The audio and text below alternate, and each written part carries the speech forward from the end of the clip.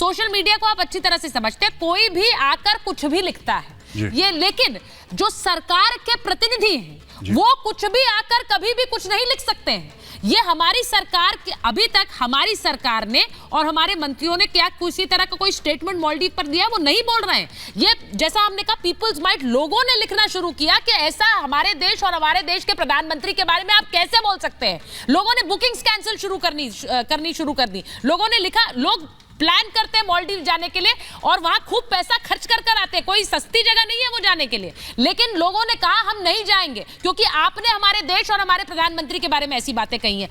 Responsibility से आपको social media पे लिखना चाहिए अगर आप प्रतिनिधि हैं किसी देश के, वो नहीं निभाया उन्होंने।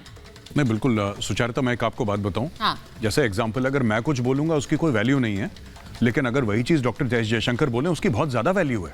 तो जमीन आसमान का फर्क है। Exactly. हम मेरे कुछ बोलने में और किसी प्रतिनिधि के बोलने में ना जमीन आसमान का फर्क है।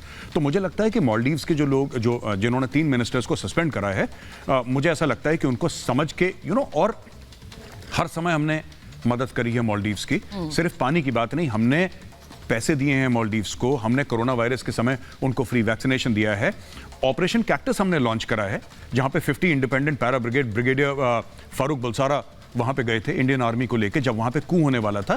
तो देखिए, बात ये नहीं है, बात सिर्फ ये है कि रिस्पेक्ट गोज बोथ वेज। अच्छा, जहां तक विवेक जी का ये कहना है कि we should be non aligned, इसमें नॉन अलाइनमेंट की बात तो कहां से आ गई? हमने तो औपचारिक रूप से रिस्पॉन्ड करा ही नहीं है। ये जो आप देख रहे हैं सोशल मीडिया पे या ये जो आप देख रहे हैं टेलीविजन पे, ये सब तो कॉमन पब्लिक कर रही है। सरकार ने तो मुंह तक नहीं खोला, सरकार ने कुछ बोला ही नहीं। सरकार ने सिर्फ उनके हाई कमिश्नर को बुलाया और अपनी जो भावनाएं थी उनको व्यक्त करी प्राइवेटली एक कमरे में। सरकार ने ये गाली गलौच लेवल पे तो सरकार ने कुछ बोला नहीं। ये तो कॉमन इंडियन सिटीजंस बोल रहे हैं जिनकी भावनाएं आहत हुई हैं। अच्छा, सरकार ने भी होटल की और एयरलाइंस की बुकिंग कैंसिल नहीं करी। अब वो एक ट्रैवल प्लेटफॉर्म है, ट्रैवल प्लेटफॉर्म ने बोला कि हम सारी की सारी फ्लाइट्स जो है उसकी बुकिंग लेना बंद करते हैं।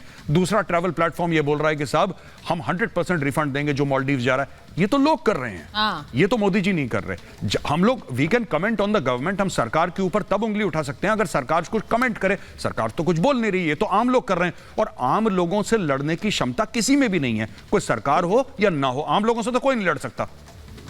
और जो बात आप मेजर आर्या कह रहे हैं, मैं एक बार जरा ये भी बताना चाहती हूँ। जब मैं भारत के बढ़ती हुई ताकत की बात कर रही हूँ, मैं अलग अलग देशों के साथ भारत का जिस तरह का रिश्ता रहा है उसमें एक बड़ी खबर आ जाए, मैं उसको इसलिए बताना चाहती हूँ। हर्षवर्धन जी जरा आप सुनिएगा, क्योंकि जब भारत और पाकिस्तान के रिश्तों की बात होती है तो कत्ल की रात से कैसे कांपा था पाकिस्तान, किताब में भारत पाकिस्तान पर विस्फोटक खुलासा है। कौन सी किताब में? बिसारिया जी ने एयर स्ट्राइक पर खुलासा किया है। कौन है बिसारिया? भारत के पूर्व राजनयिक हैं अजय बिसारिया। उनकी एक किताब आई जिसमें उन्होंने ये खुलासा किया। एयर स्ट्राइक के समय वो पाकिस्तान में उच्चायुक्त थे और वहां पर 3 दिन 26, 27 और 28 फरवरी 2019 का जिक्र है, जिसमें 26 फरवरी को बालाकोट में एयर स्ट्राइक हुई थी। 27 फरवरी को विंग कमांडर अभिनंदन पाकिस्तान में फंसे थे और उसके बाद पाकिस्तान ने भारतीय विंग कमांडर को पकड़ा था और उसके बारे में उन्होंने लोगों को बताया था।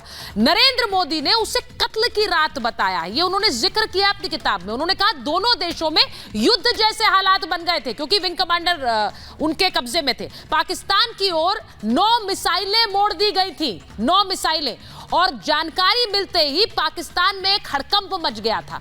मिसाइल तैनाती से इमरान खान सहम गए थे। वो लगातार भारतीय हाई कमिश्नर के जरिए नरेंद्र मोदी से संपर्क साधना चाह रहे थे। आधी रात को पीएम मोदी को फोन किया था।